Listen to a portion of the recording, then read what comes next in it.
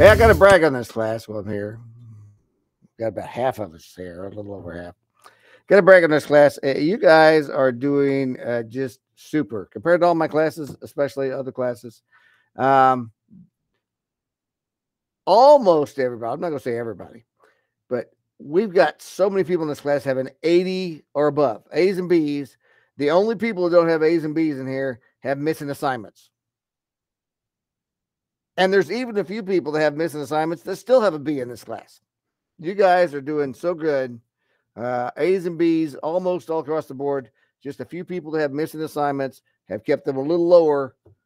But this class has really done well, and we're getting towards the end of the school year, so that's super. So less people failing in here than other classes. Just you guys are doing great. So Algebra 3 classes usually figure out how to do it. I tell you. So good job. A lot of seniors in here.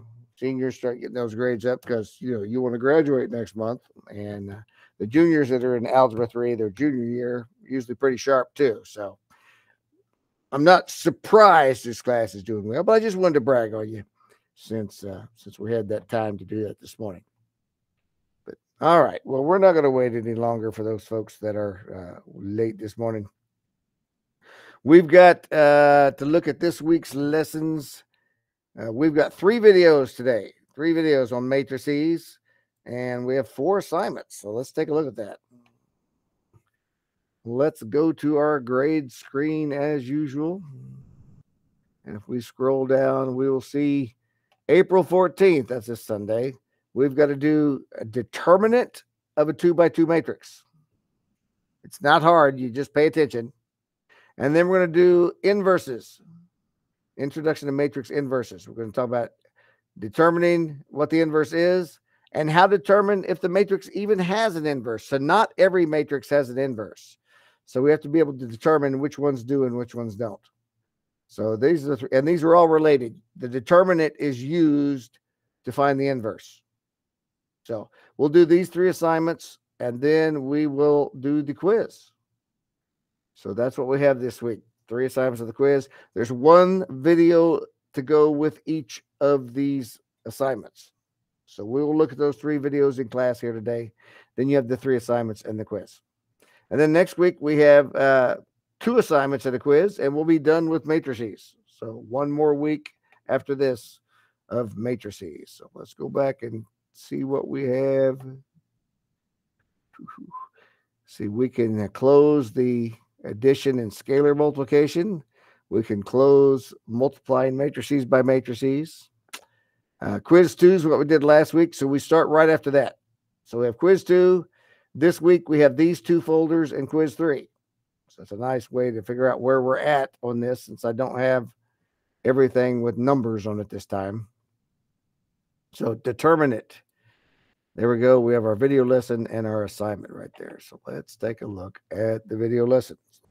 As a hint, I'll take the determinant of a very similar 2x2 matrix. So we want to figure out the determinant of this matrix, and we can denote it by the determinant of the 2x2 matrix 5, 3, -1, and 4. And the definition of a determinant of a 2x2 matrix like this is we can first take this diagonal, 5 times 4. So let me write that down. So it's going to be 5. It's going to be equal to 5 times 4 minus the product of this diagonal, minus the product of that diagonal. So minus 3 times -1. 3 times -1. So what does this give us? So 5 times 4 is 20. And then 3 times -1 would be -3. This is -3. But then we're subtracting -3, which would make it adding a +3. So 20 plus 3. And so the determinant of this matrix, ready for the drum roll, is 20 plus 3 is 23. All right. Pretty short, pretty sweet right there. How to find the determinant. Here, let me go over that again just to give us a little bit more of a look at it. All right. So if we have this matrix A, and I've just put A, B, C, D, just show you, it doesn't matter what the numbers are. because the determinant works the same way every time. As he was showing us, to find the determinant, you multiply A and D, whatever those two numbers are, and then you subtract B and C, whatever those are, when you multiply those together. So the determinant, we write the determinant like this. You put the absolute value symbol on the side. The determinant of this would be A times D minus B times C. That's what the determinant equals. A times D minus B times C. I'm like, oh, okay. Well, let's take that a step farther and do it with an example. So let's do this matrix B, and let's actually give it some numbers. So it's going to be -2 and 4, and we'll say -1 and 8. So we gave it, now let's have an actual matrix with some numbers in there. So the determinant, which another way you can say the determinant is like that. All right, so it's going to equal these two first, -2 times 8 minus 4 times -1. Well, -2 times 8 is -16 minus -4, which means we're adding it. So the determinant is -12. Because -16 plus 4 is -12. So the big thing, no matter what, and we're only looking at 2x2 matrices for determinants. It gets really tricky when we're doing some bigger than that. So we're only going to look at 2x2s, make that easy on us. But this is the key thing you have to figure out. Just A times D minus B times C. That's it. We're going to look at some more videos today where he starts talking about the vectors and all the other things when we find inverses. The main thing is, do you know how to find the determinant? Because it's going to be really big with inverses. It's going to decide everything with inverses. So don't make this complicated. It really is very simple. Multiply diagonally and then multiply diagonally and subtract those. Right? That doesn't seem too bad, right? I think we can do that. So let's look at, let's close that one out. Let's look at the assignment that goes with this. Here's our first assignment. It's one of these where we copy and paste our score.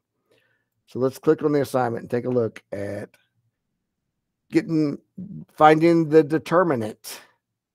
Close that window. There you go. What is the determinant of C? Diagonally, -1 times 2 is -2. -2 minus 2 times -2. Well, that's -4. So -2 minus -4. Well, if we're subtracting -4, that means we're adding 4. So -2 plus 4, the determinant's just 2. Let's check. Nice work. We got it. See, I'm on problem number 3 because I did a couple of these already. Next question. What's the determinant of D? -1 times -1. Well, that's just 1. And then we subtract 3 times 4. So 1 minus 12 minus 11. Fabulous. Look at that. There's my, it says I got 3 out of 3, but the last screen said I had 4 out of 4. That's just kind of weird. So I would take that, screenshot it, turn it in, say, okay, I got my work done. All right, let's go back and look at our next thing here. Okay, so that's the determinant. And remember, we need to know how to do that for the inverses that we're about to look at now. All right, let's look at our intro to matrix inverses. And just realize when he starts talking about vectors, and we'll get to vectors. I mean, we'll take a look at vectors real quick. A vector on a graph is usually it starts at the origin, and if we have a point over here, a vector would be from the origin to that point. That's a vector. A vector has direction and distance. It goes that direction that long. So we're not really, hadn't really studied vectors, but I just want you to understand what he's talking about when he talks about a vector. So, this would be based on if this is 6 and this is 3. We could figure out the length of that vector by using the Pythagorean theorem, knowing that this is a distance of 6 and that's 3. But we're not going to be getting into vectors. I just don't want you to be confused when he starts talking about that. He's just talking about something that has a direction and a length from the origin. And when he multiplies matrices together, he's talking about multiplying two vectors. Like this would be the vector 6, 3. See, because it goes to 6, 3. That's where the vector starts at the origin and goes to the X and the Y. So don't get confused about that. Focus on this part. The determinant is a big part of it. So it can get a little tricky with inverses. So that's why we're not going to go very deep into inverses, because we're going to do inverses of 2 by 2 matrices. If we did 4 by 4 matrices, it would take us an hour to do it. And anything bigger than that, we'd want a computer to do it, because inverses can be quite lengthy. So that's why we're going to stick with a 2 by 2. It's not bad with a 2 by 2. So let me, again, change how I share this back. I got to go back and forth and remember to do this properly so you can hear the videos and see the other things that we're showing you. All right, maximize. All right, this ought to be good. We've learned about matrix addition, matrix subtraction, matrix multiplication, so you might be wondering, is there the equivalent of matrix division? And before we get into that, well, let me introduce some concepts to you, and then we'll see that there is something that maybe isn't exactly division, but it's analogous to it. So before we introduce that, I'm going to introduce you to the concept of an identity matrix. So an identity matrix is a matrix, and I'll denote that by capital I. When I multiply it times another matrix, actually, I don't know if I should write that dot there. But anyway, when I multiply it times another matrix, I get that other matrix. Or when I multiply that matrix times the identity matrix, I get the matrix again. And it's important. All right, I'm going to pause it right there just to remind you, we did identity matrices. That's a past week that we did, right? And that just means you're multiplying a matrix by 1. Remember? Because that's what the identity matrix was, multiplying by 1. So that's why if you have an identity matrix times A, which is a matrix, you'll end up with just A because you multiplied the matrix times 1. So he reviews that a little bit here, talking about multiplying that identity matrix. And that's going to be important with inverses, just to remember that the identity matrix exists. And what it is, it's that matrix that just ends up like multiplying by 1. Important to realize when we're doing matrix multiplication that direction matters. So it's actually, I've actually given you some information here that, we can't just assume when we were doing regular multiplication that, A times B is always equal to B times A. It's important when we're doing matrix multiplication to kind of confirm that it matters what direction you do the multiplication in. But anyway, and actually I just want to make sure this works both ways, only if we're dealing with square matrices. It can work in one direction or another if this matrix is non-square, but it won't work in both. And you can think about that just in terms of how we learned matrix multiplication, why that happens. But anyway, I've defined this matrix. Now what does this matrix actually look like? It's actually pretty simple. If we have a 2 by 2 matrix, the identity matrix is 1, 0, 0, 1. If you want 3 by 3, it's 1, 0, 0, 0, 1, 0, 0, 0, 1. I think you see the pattern. If you want a 4 by 4, the identity matrix is 1, 0, 0, 0, 0, 1, 0, 0, 0, 0, 1, 0, 0, 0, 0, 1. So you can see all the identity matrix is for a given dimension. I mean, we could extend this to an n by n matrix. Is you just have 1s along this top left to bottom right diagonals, and everything else is a 0. So I've told you that. Let's prove that it actually works. So let's take this matrix and multiply it times another matrix and confirm that that matrix doesn't change. So if we take 1, 0, 0, 1, let's multiply it times, let's do a general matrix, just so you see that this works for all numbers, A, B, C, D. So what does that equal? 1 times, so we're going to multiply this row times this column. 1 times A plus 0 times C is A. Then that row times this column. 1 times B plus 0 times D, that's B. Then this row times this column. 0 times A plus 1 times C is C. Then finally this row times this column. 0 times B plus 1 times D, well, that's just D. There you have it. And it might be a fun exercise to try it the other way around as well.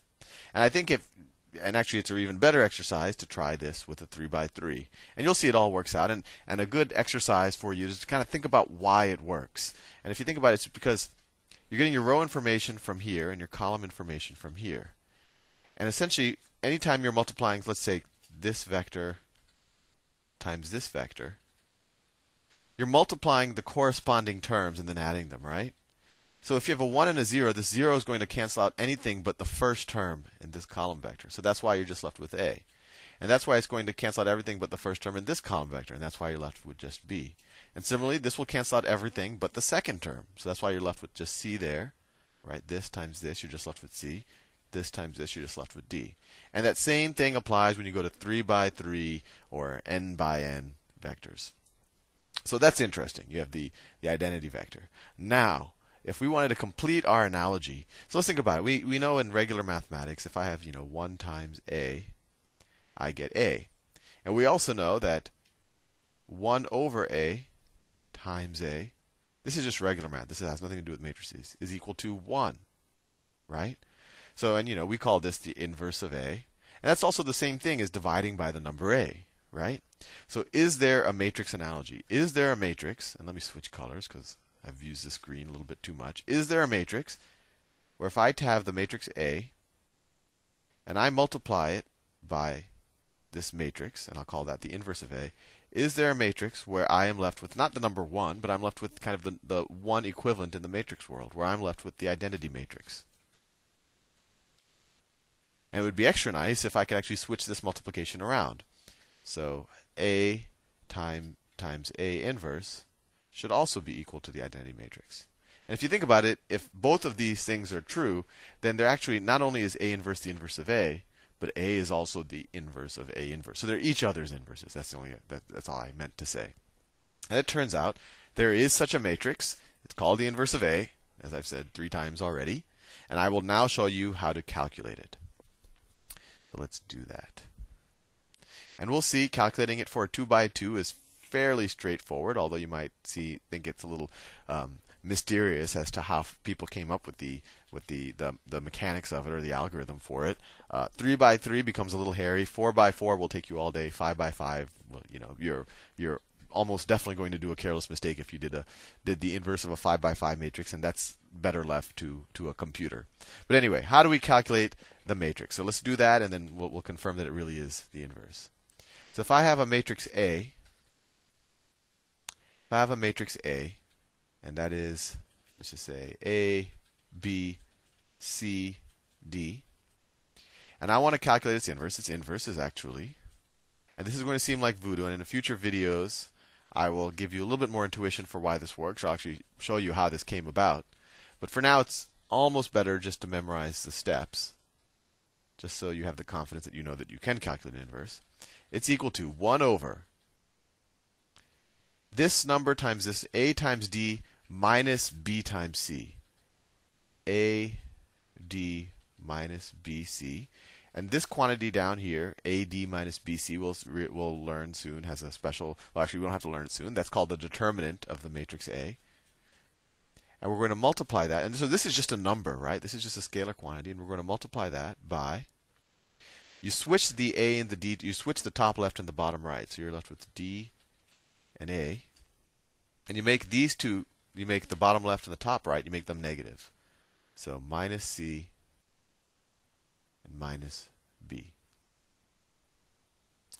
And the determinant, and once again, this is something that you're just going to have to take a little bit on faith right now. In future videos, I promise to give you more intuition. But it's actually kind of sophisticated to learn what the determinant is. And if you're doing this in your high school class, you kind of just have to know how to calculate it, although I don't like telling you that. So what is this? So this is also called the determinant of A. So you might see on an exam, figure out the determinant of A. So that, let me just tell you that. And that's denoted by A and kind of absolute value signs. And that's equal to AD minus BC. So another way of saying this could be 1 over the determinant. So you could write A inverse is equal to 1 over the determinant of A times D minus B minus C A.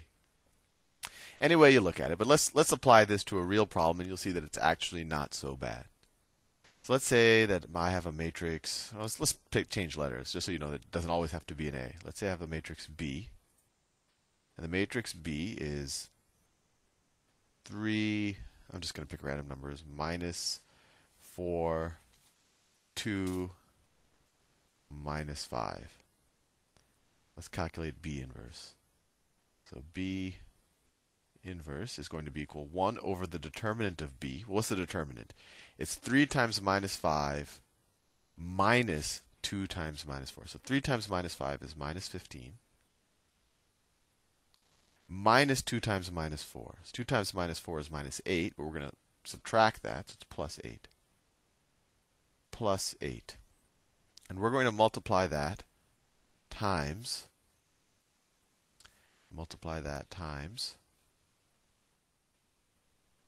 what? Well, we switch these two terms, so it's minus 5 and 3, and we just make these two terms negative. Minus 2 and 4. Right? 4 is minus 4, so now it becomes 4. And let's see if we can simplify this a little bit. So B inverse is equal to, it's minus 15 plus 8, that's minus 7. So this is minus 1/7. So the determinant of B, we could write B's determinant is equal to minus 7. So it's minus 1/7 times minus 5, 4, minus 2, 3, which is equal to, this is just a scalar, this is just a number, so we multiply it times each of the elements. So that is equal to minus, minus, plus. So it's 5/7. 5/7 minus 4/7. See, positive 2/7. 2/7. And then minus 3/7. Minus 3/7. It's a little hairy. We ended up with fractions in here and things. But let's confirm that this really is the inverse of the matrix B. Let's multiply them out. So before I do that, I should create some space. Create some space here.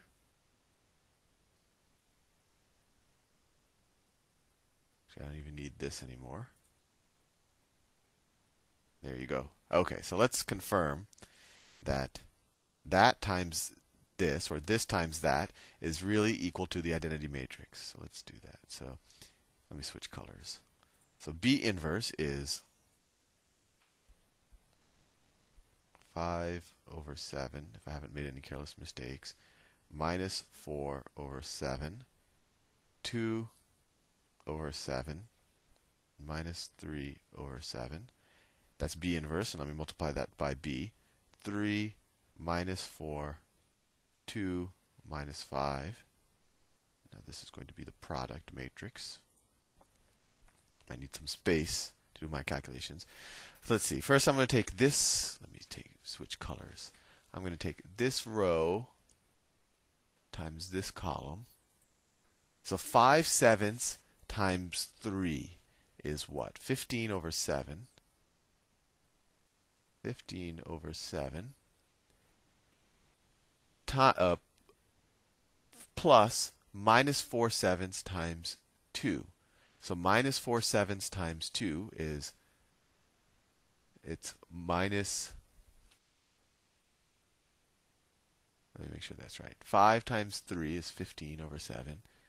Minus 4, oh yeah, right. 4 times 2 is, so minus 8/7. Minus 8/7. Now we're going to multiply this row times this column. So 5 times minus 4 is minus 20/7. So minus 20/7 plus minus 4, right, so minus 4 sevenths times minus 5, that is plus 20 over 7. Plus 20 over 7. My brain is starting to slow down, having to do matrix multiplications with fractions with negative numbers. But this is a good exercise for multiple parts of the brain. But anyway, so let's go down and do this term. So now we're going to multiply this row times this column. So 2 sevenths times 3 is 6 sevenths plus minus 3 sevenths times 2. So that's minus 6 sevenths. One term left, home stretch. 2 sevenths times minus 4 is minus 8 sevenths. Minus 8 sevenths, right? 2 sevenths times 4 is minus 8 sevenths. Plus minus 3 sevenths times minus 5. So those negatives cancel out, and we're left with plus 15 over 7. 15 over 7. And if we simplify, what do we get? 15 sevenths minus 8 sevenths is 7 sevenths. Well, that's just 1. This is 0, clearly. This is 0. 6 sevenths minus 6 sevenths is 0. And then minus 8 sevenths plus 15 sevenths, that's 7 sevenths. That's 1 again. And there you have it. We have actually managed to inverse this matrix. And it actually, as you see, it was actually harder to prove that it was the inverse by multiplying it, just because we had to do all this fraction and negative number math. But hopefully that satisfies you, and you could try it the other way around to confirm that if you multiply it the other way, you'd also get the identity matrix. But anyway, that is how you calculate the inverse of a 2 by 2. And as we'll see in the next video, calculating by the inverse of a 3 by 3 matrix is even more fun. See you soon. Okay, you're like, wow, that kind of blew my mind. Well, the more you practice this, the easier it gets. So this is definitely something you need to do with pencil and paper. You're not going to do this in your head. But let's look at the assignment that goes with this and see if we can practice some of this. We need to practice this together so that we are on the same page here. So here's the assignment that goes with it, determining inverse matrices. So we're going to take a look at that and see what kind of problems it has for us. Because when I was looking at this yesterday, some of these problems are a little different than what he just showed. Okay. Here they've given us, we're not calculating what the inverse is. That's not the problems they're giving us. They're giving us a matrix and another matrix, and they're saying, are they inverses? So is matrix B the inverse of matrix A? Well, the only way to know that is to multiply them together and see, do we end up with the identity matrix? Right? If we don't end up with the identity matrix, they must not be inverses, because what his video was showing us is that you have a matrix and its inverse, and you multiply them together, you should end up with the identity matrix. So we're going to do this one together.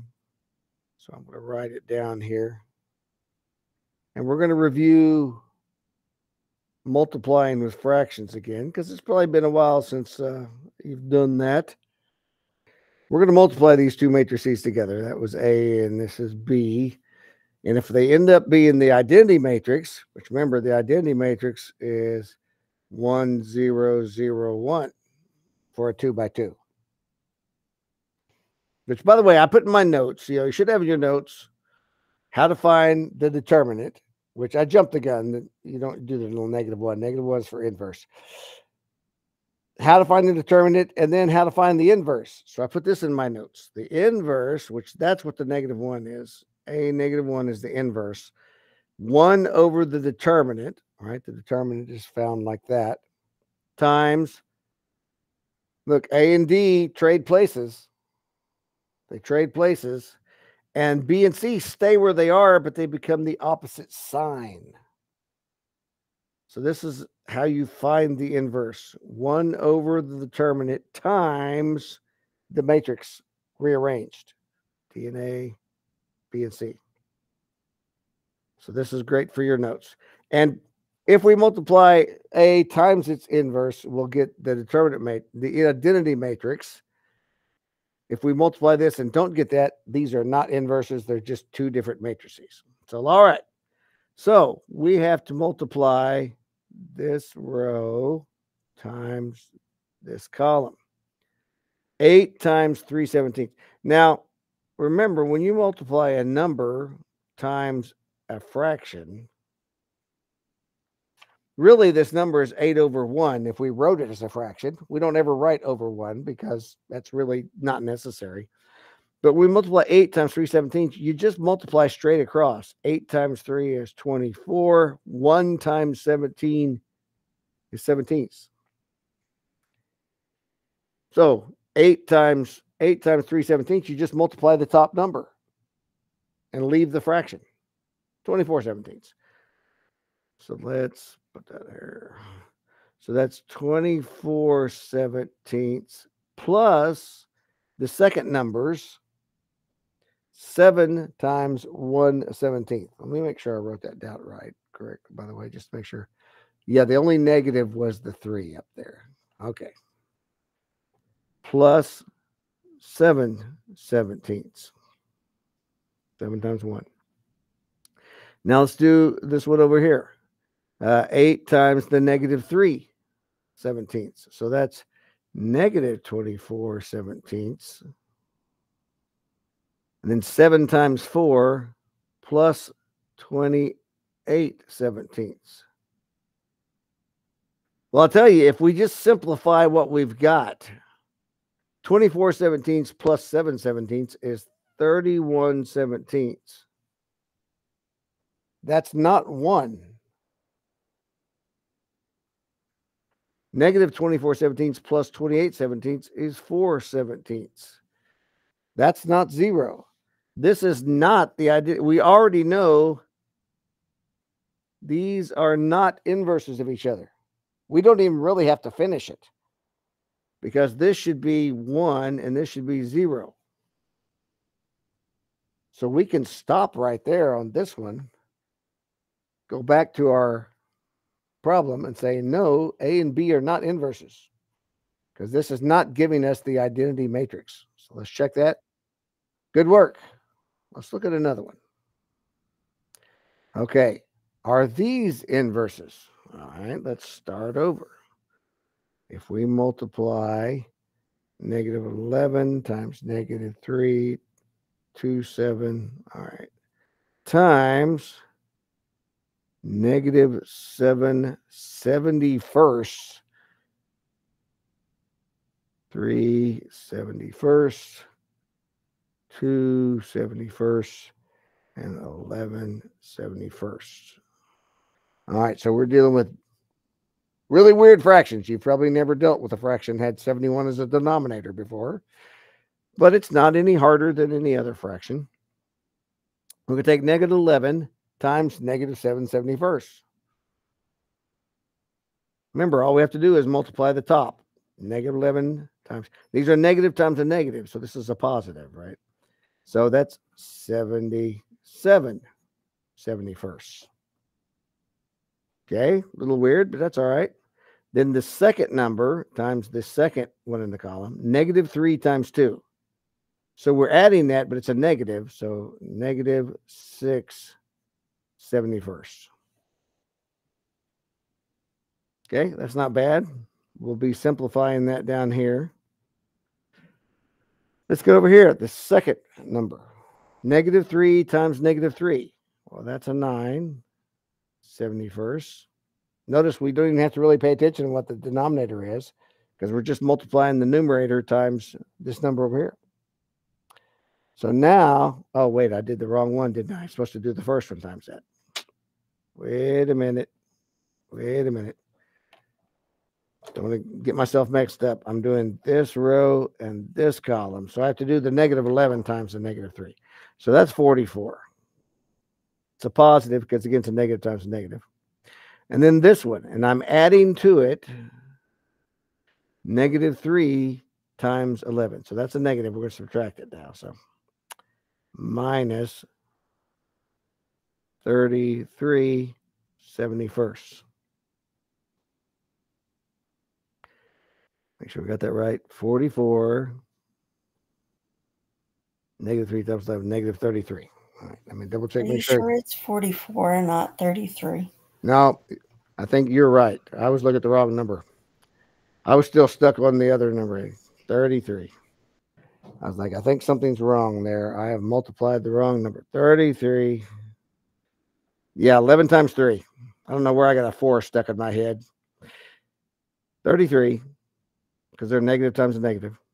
And then this one's a negative times a positive. Okay.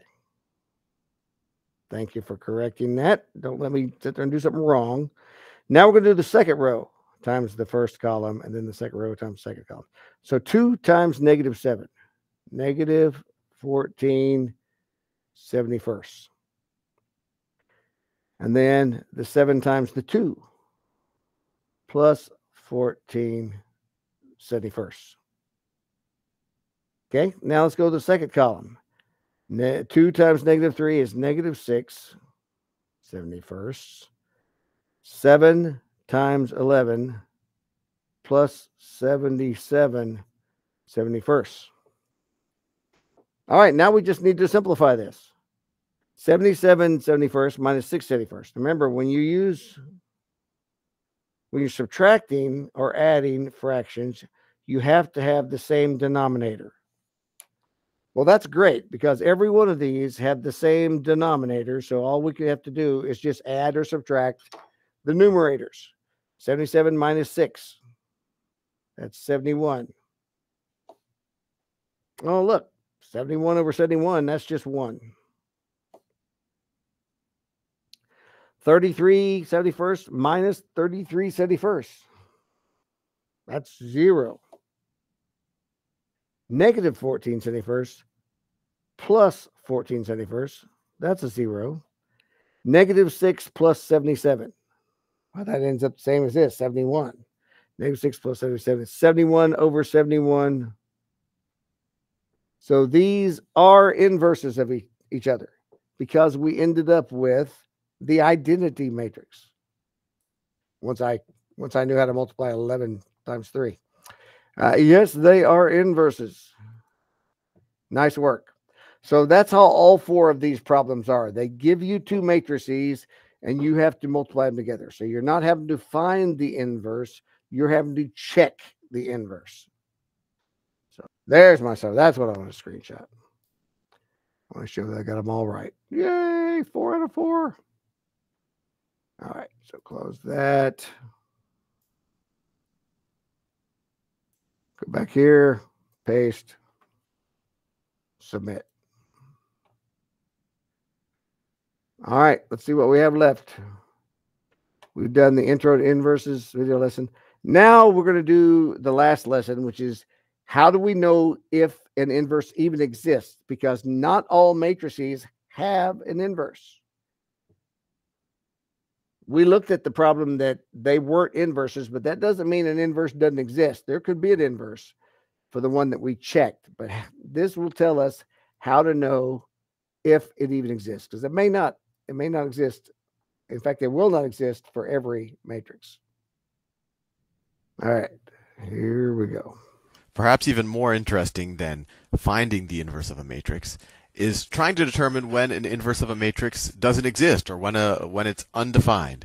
And a matrix, a square matrix for which there is no inverse or for which an inverse is undefined is called a singular matrix. So let's think about what a singular matrix will look like and how that applies to the different problems that we've addressed using matrices. So if I had and I'll do a 2 by 2 because that's just a simpler example, but it carries over into really any size square matrix. So let's take our 2 by 2 matrix, and the elements are A, B, C, and D.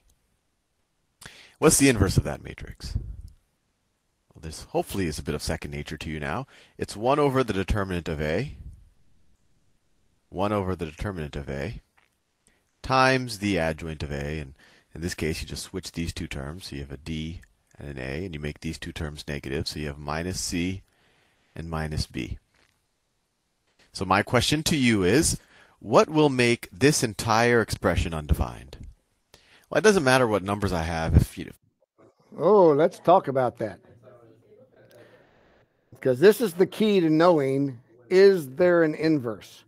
So with this inverse equation, 1 over the determinant, 1 over the determinant, that's not easy to say, times the matrix that's been rearranged, how could that possibly not have a value?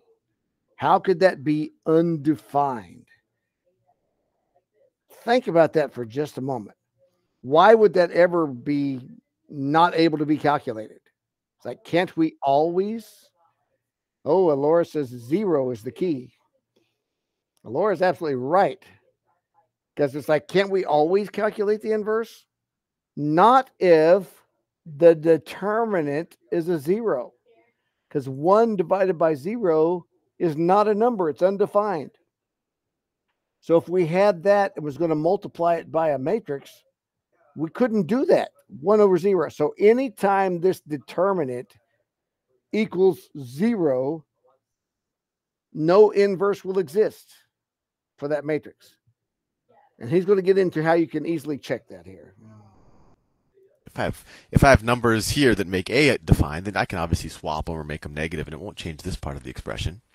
But what would create a problem is if we attempted to divide by 0 here, if the determinant of the matrix A were undefined. So A inverse is undefined,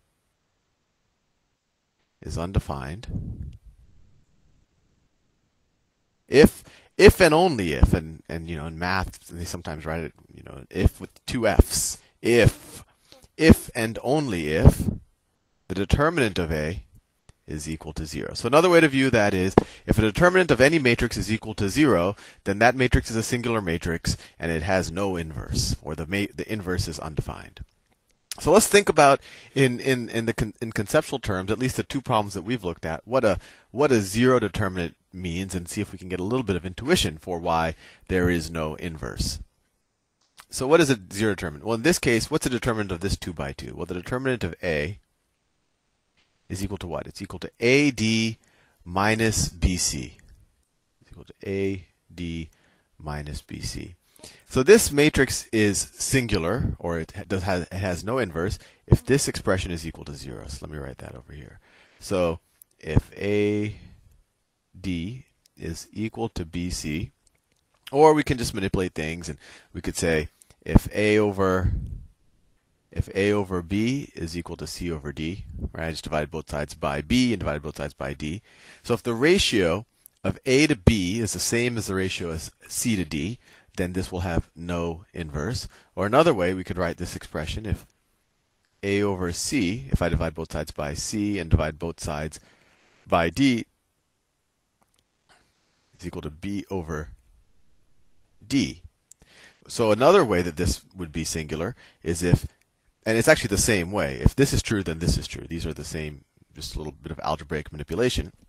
But if the ratio of A to C is equal to the ratio of B to D, and you can think about why that's the same thing as the ratio of A to B being the same thing as the ratio of C to D. Anyway, I don't want to confuse you.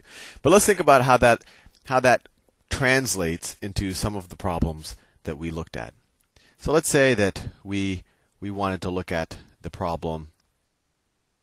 Let's say that we had this matrix representing the problem, the linear equation problem. Well, actually, this could be either one. So we have A, B, C, D times X, Y is equal to, I don't know, two other numbers that we haven't used yet, E and F. So if we have this matrix equation representing the linear equation problem, then the linear equation problem would be translated A times X plus B times Y plus B times Y is equal to E, and C times X plus D times Y is equal to F. And we would want to see where these two intersect. That would be the solution, the vector solution to this equation. And so just to get a visual understanding of what these two lines look like, let's put it into kind of the slope y-intercept form. So this would become what? In this case, y is equal to what?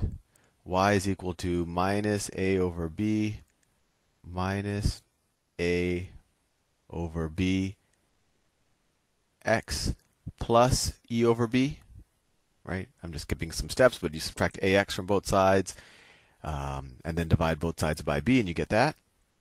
And then this equation, if you put it in the same form, just solve for y, you get y is equal to what? Minus c over d minus c over d x minus c over dx plus f over y.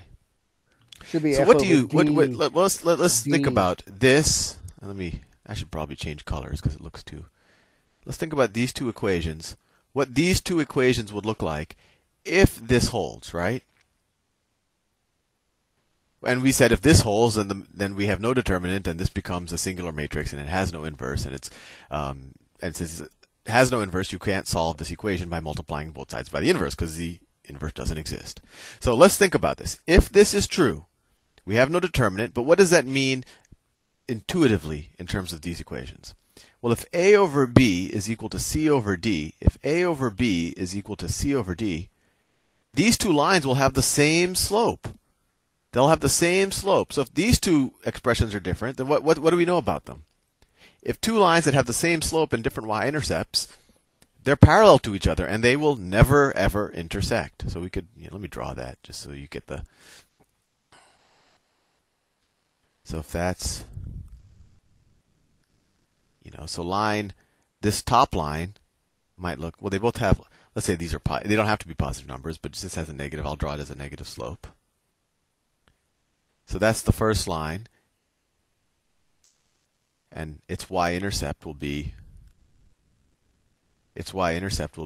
e over b. E over b, that's this line right here. And then the second line, let me do another color, would look something like, I don't know if it's going to be above or below that line, but it's going to be parallel. It'll look something like this. It'll look something like that, and that line's y-intercept, so that's this line. That line's y-intercept is going to be f over y. So if e over b and f over y are different terms, but these both lines have the same equation, they're going to be parallel, and they'll never intersect.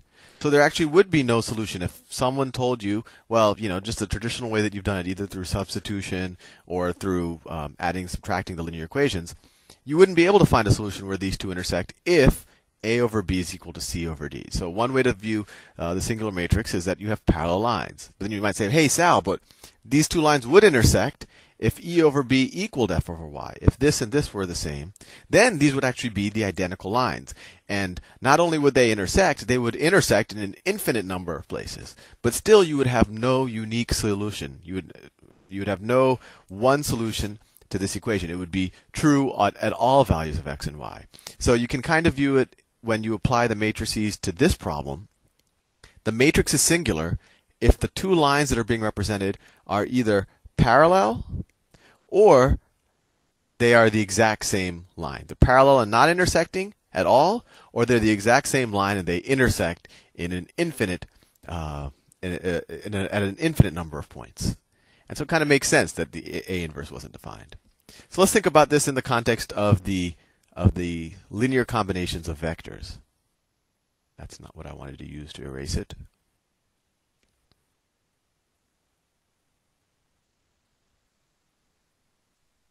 So when we think of this problem in terms of linear combination of vectors, we can think of it like this. This is the same thing as the vector AC times x plus the vector BD times y is equal to the vector EF.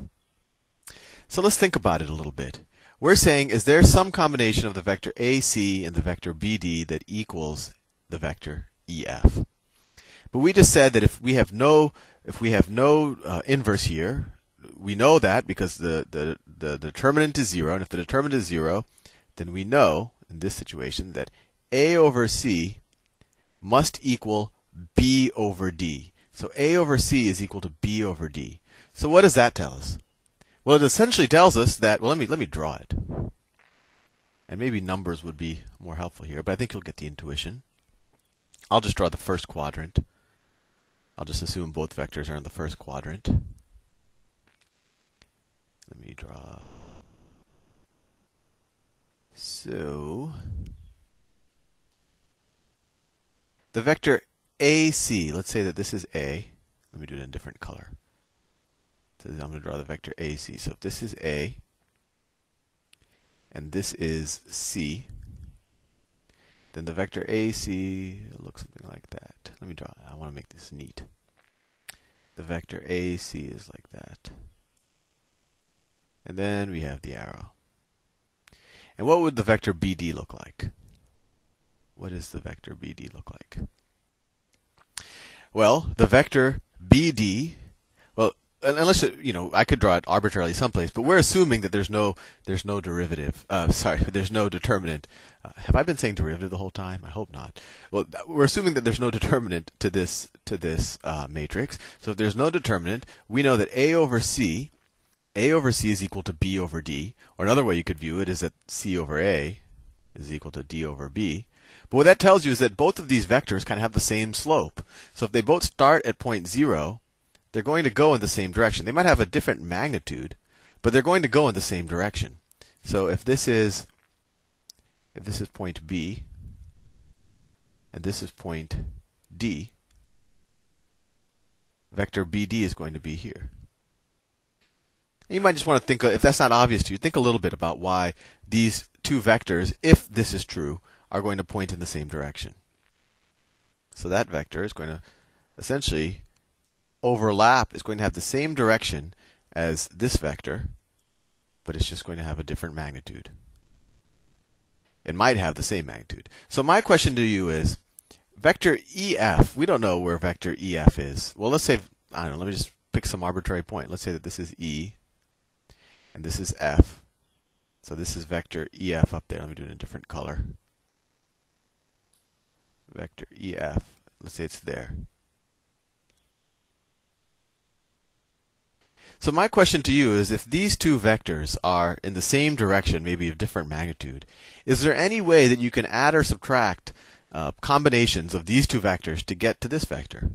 Well, no, you can scale these vectors and add them, and all you're going to do is kind of move along this line. You can get to any other vector that is a multiple of one of these vectors, but you can't get, because these are the exact same direction, you can't get to any vector that's in a different direction.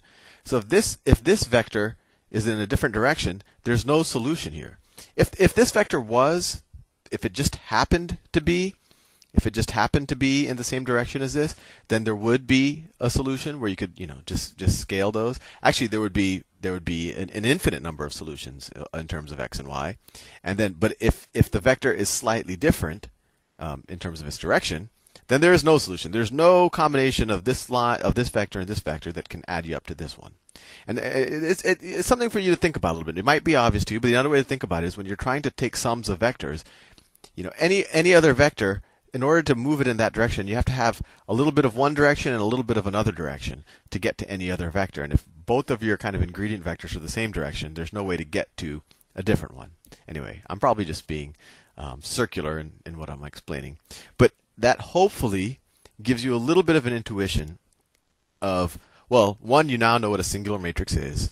You know when you cannot find its inverse.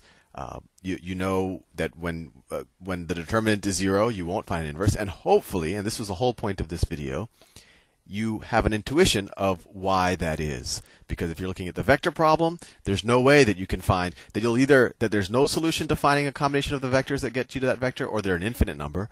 And the same thing is true of finding the intersection of two lines. They're either parallel or they're the same line if the determinant is 0. Anyway, I will see you in the next video. Okay, don't let that overly confuse you with all the vector talk, because I'm gonna try to simplify that for you just a little bit. Let me put this up on the screen. So in our notes about inverses, we need to put it's undefined if determinant equals 0. And we can do the if with 2 F's. If and only if. That's what 2 F's is. If and only if the determinant is 0, then it's undefined. And I'll close that parenthesis here. So that's when we don't have an inverse.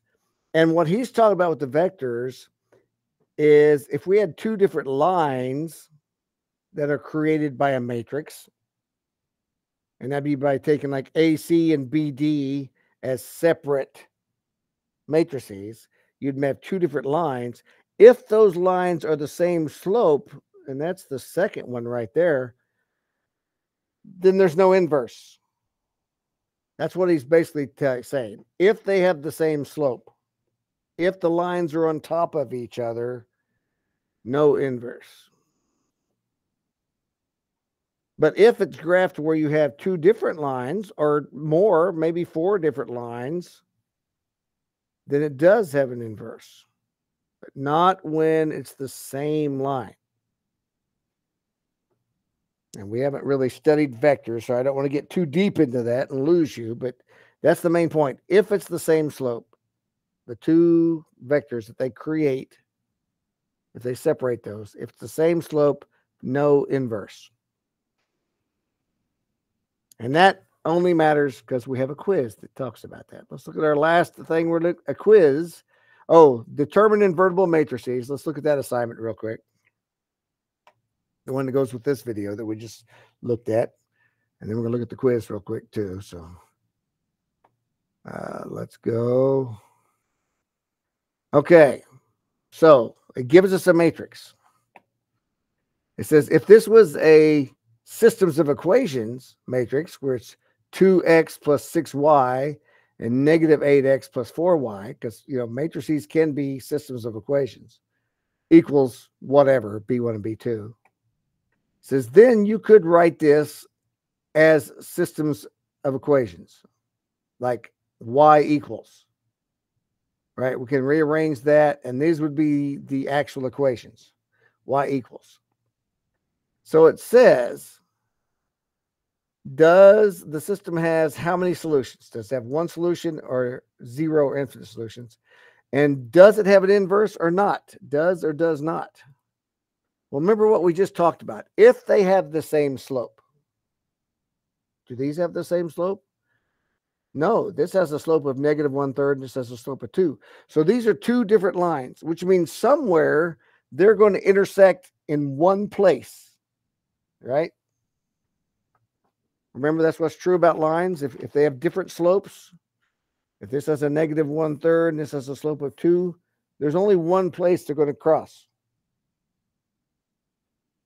If we have two lines that have the same slope, maybe they will never cross if these are parallel to each other. No solutions. Or if we have two lines that are exactly the same slope, infinite. That's the only possibilities with lines, right? Either they have infinite number of places they touch, no places they touch, or one solution. So that's what this is asking. How many solutions does this have? Well, this has different slopes, so it has one solution. And since it has one solution, it does have an inverse. If you want to check does that have an inverse, you can do that A times D minus B times C. 8 minus negative 48. That's 56. That's not 0. So it does have an inverse, right? As long as that's not 0, AD times BC, that tells you there, oh, it does have an inverse. Check. Yes. Here's the next one. It just gives you a matrix, which again, you can check right there to see if it has an inverse. A times D minus B times C, 12 minus 24. This does have an inverse. So if it does have an inverse, it can't be this one. It has to be this one because it has an inverse. Because A times D minus B times C is not 0. So it must be different slopes. So yes, it has an inverse. Remember, it would be the exact same lines if it did not have an inverse. Check. So that's why it helps to know what he was talking about with vectors. Because if this equals 0 when we calculate it, It must be this one. This one just has you figure out what is the determinant. Negative 32 minus a negative 24. Well, that would be what? Negative 8. So yes, it has an inverse. Oh, I didn't get the answer right. What did I do? Negative 32 minus, oh, that's a 32. I calculated wrong. That is 0. Yep. That's right now. I improved my answer. And then there's another one where it gives you the matrix and the equations. These have the exact same slope. So it'll either have 0 or infinite solutions depending on if they have the same y-intercept. And it does not have an inverse. There you go. All right, let's look at the quiz that we have this week because that's our last thing we need to check out.